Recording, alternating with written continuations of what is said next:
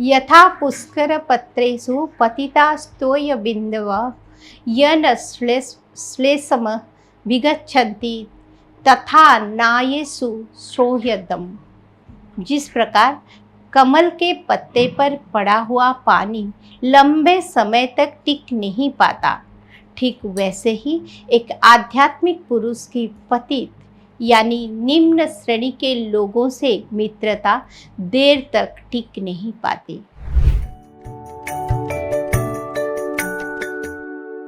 नमस्कार, उदय India digital में आपका स्वागत है। मैं हूँ पाली अपराजिता। इस संसार में कई तरह के लोग होते हैं। कुछ लोग जो अपने आध्यात्मिक चेतना से संचालित होते हैं और कुछ लोग ऐसे होते हैं जिन्हें सांसारिक आवश्यकताएं अपने मुताबिक चलाती है। पहले श्रेणी के लोगों की संख्या बहुत कम होती है। इन्हें आप 1% से भी कम मान सकते हैं।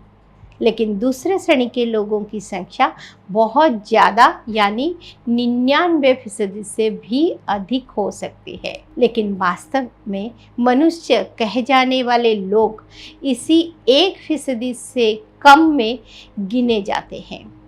बाकी अपने वासनाओं और अपेक्षाओं से संचालित सांसारिक लोगों को अधो श्रेणी में रखा जाता है। ऐसा इसीलिए क्योंकि एक सांसारिक और आध्यात्मिक व्यक्ति में जमीन आसमान का फर्क होता है। एक आध्यात्मिक मनुष्य बाहरी दुनिया से परे अपनी आंतरिक जगत और उच्च शक्ति से जुड़ाव की तलाश करता है, जबकि एक सामान्य मनुष्य भौतिक सुख, धन और प्रतिष्ठा पर केंद्रित होता है। आध्यात्मिक व्यक्ति को जीवन में एक स्पष्ट दिशा और आंतरिक आनंद का अनुभव होता है, जबकि सामान्य व्यक्ति अक्सर दिशाहीन होता है और बाहरी कारकों से खुशी प्राप्त करने का प्रयास करता है, जिससे उसे चिंता और तनाव का अनुभव होता है। आध्यात्मिक मनुष्य अपने आंतरिक जगत में आनंद और खुशी ढूंढता है, जो बाहरी परिस्थितियों पर निर्भर नहीं होते। उसे अपने जीवन के उद्देश्य की गहरी समझ होती है और वो अपने कार्यों के पीछे एक निश्चित दिशा और अर्थ देखता है। उसके सोच आमतौर पर सकारात्मक होती है और वो अच्छाई के रास्ते पर चलने का प्रयास करता है। वो अपने आत्मज्ञान के कारण किसी न किसी उच्च शक्ति से जुड़ाव महसूस करता है।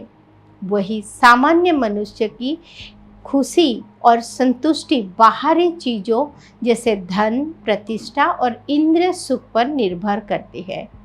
उसे जीवन का उद्देश्य पता नहीं होता और एक दिशाहीन जीवन जीता है। उसकी सोच ज़्यादातर समय नकारात्मक हो सकती है। सिर्फ अपने या अपने परिजनों के बारे में सोचते हुए वो सकारात्मक सोच रखता है। बाहरी सुखों और अत्यधिक निर्भरता के कारण उसे लगातार चिंता और तनाव का सामना करना पड़ता है। एक सांसारिक व्यक्ति केवल बाहरी खुशी और सुखों को देख पाता है और उसे ही पाने की लालसा रखता है, वैसे ही जीने का आधार बनाता है। लेकिन एक आध्यात्मिक व्यक्ति आंतरिक सुखों और खुशियों को देख पाता है। वो अपने बाहरी और आंतरिक दोनों संसार को समझता है और दोनों को संतुष्ट रखना जानता है। उसके लिए केवल ब्रह्म ही परम सत्य है और संसार एक मिथ्या। इसीलिए उसकी आवश्यकता खुशी और सुख इसी सत्य तक सीमित रहती है। कई बार हम देखते हैं कि सांसारिक लोग जिनमें आध्यात्म से जुड़ने की क्षमता नहीं होती, वो धार्मिक होने का ढोंग करते हैं, जो कि वास्तव में दुनिया को दिखाने के लिए होता है, ना कि आंतरिक शांति की प्राप्ति के लिए।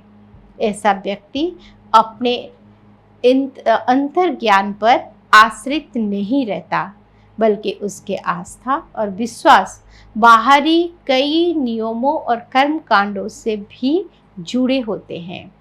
धार्मिक व्यक्ति केवल अनुसरण करना जानता है, वो जिज्ञासु नहीं बन पाता, जबकि आध्यात्मिक व्यक्ति जिज्ञासु और जागरूक होते हैं और अपना मार्गदर्शन अपनी जिज्ञासा के आधार पर करते हैं।